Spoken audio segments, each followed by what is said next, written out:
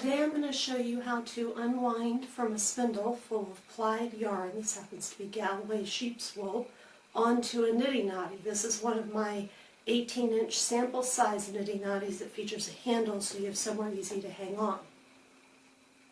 First you find the end of your yarn, and to make your life easier you secure it to the Niddy-Noddy so that you don't lose the end when it's time to secure your skein after winding. So I'm just going to tie it up here out of the way with a simple knot. Now the only key to using a Niddy-Noddy is to not change the pattern once you start wrapping, and you normally wrap on opposing arms. So I'm just letting the spindle spin freely in my hand as I wrap on alternate arms of the Niddy-Noddy. And it doesn't matter whether you move the spindle or the Niddy-Noddy, but you just keep wrapping, continuing the same pattern of alternate arms until you get it all in here. I'm getting to the last little bit off the spindle, which is there.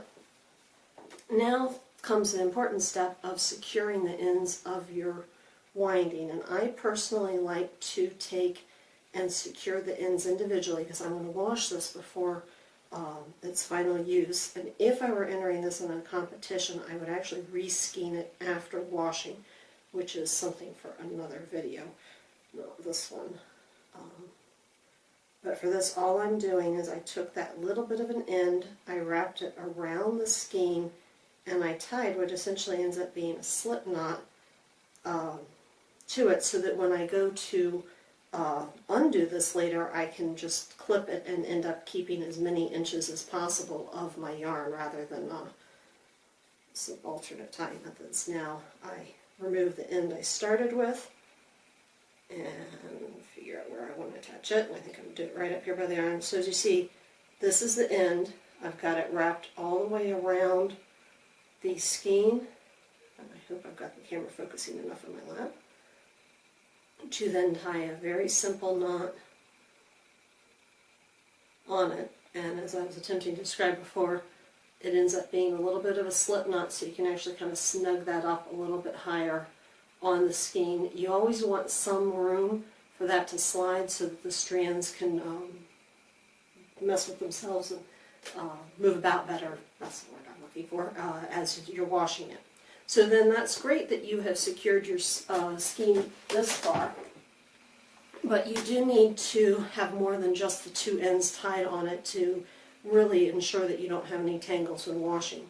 So for that, I really like to use just random scrap yarn. This is not the step you're going to end up showing it to other people. This is just a practical element for washing, and I'm not wasting my good yarn for something that I'm just cutting up into short bits.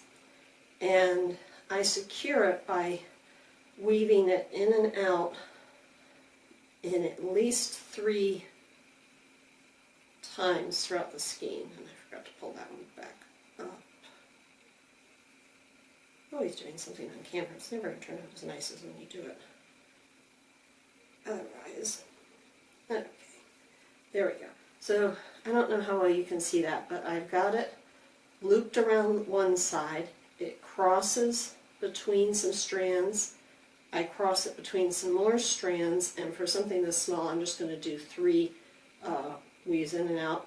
And then sometimes I tie a bow so I can reuse these strands. This one I didn't leave my ends that even, so I'm just going to tie a knot. This is just some leftover cheap acrylic from my early knitting days. And that will secure that spot. Now I'm going to repeat that for all 4 openings between the arms, which just give you an easy way to space out your ties and be really certain that everything is neat and tidy. So this one I'm going to try and do upside down so you can see it better. So we were looped around one side, and I kind of like to go inside to out. It really doesn't matter which side you start on.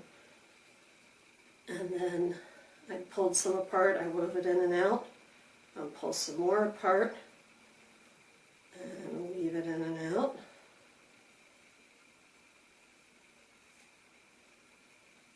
And then I'm going to stop at 3 again.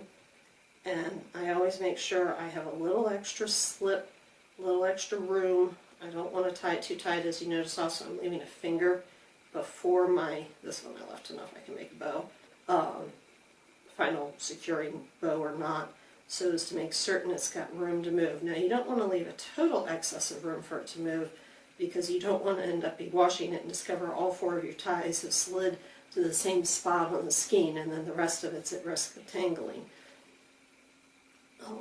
That's not a common occurrence. It depends on how fuzzy your yarn is as to how easy these ties slide around, as well as, of course, how fuzzy a yarn you're using for the tie.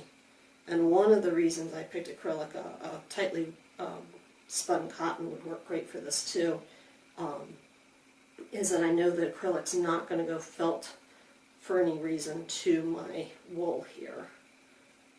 And this wool had a fair amount of lanolin left in it when I spun it, so it's going to need a little bit more thorough washing than I sometimes give things.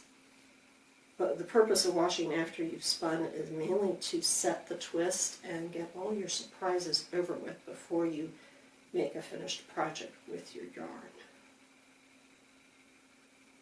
And another bow. Of course, every time I switch directions, I challenge my coordination. There we go, and one last tie to secure it.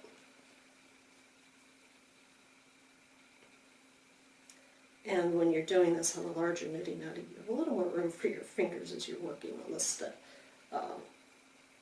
Something that the smaller one, due to its size constraints, there's only so many places for your fingers, which is why I gave you that nice handle to hang on to it in the first place as you were working with it.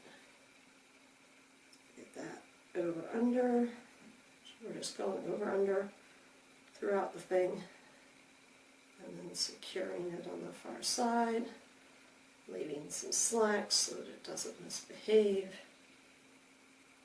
And like I say, these ties aren't pretty, these are just practical. So now, as you can tell, lovely little pink yarn securing this in all 4 spots. Our original ends are also secured onto the skein. And now it's time to take it off the Niddy-Noddy. And that's why you have the one cross arm without a ball on it. And you just slide it off there, and then once you do, you can pop it off the top and down. And as you see, this is not a very big skein, so if you want to get it in a pretty method before you wash it, you kind of have to manhandle a little bit. That's mostly because of the amount of yarn I used in winding the skein. If I used about half as much, it would be easier to get a pretty little hank there. But that's it for the 18-inch Niddy-Noddy and the first amount applying. I'm also going to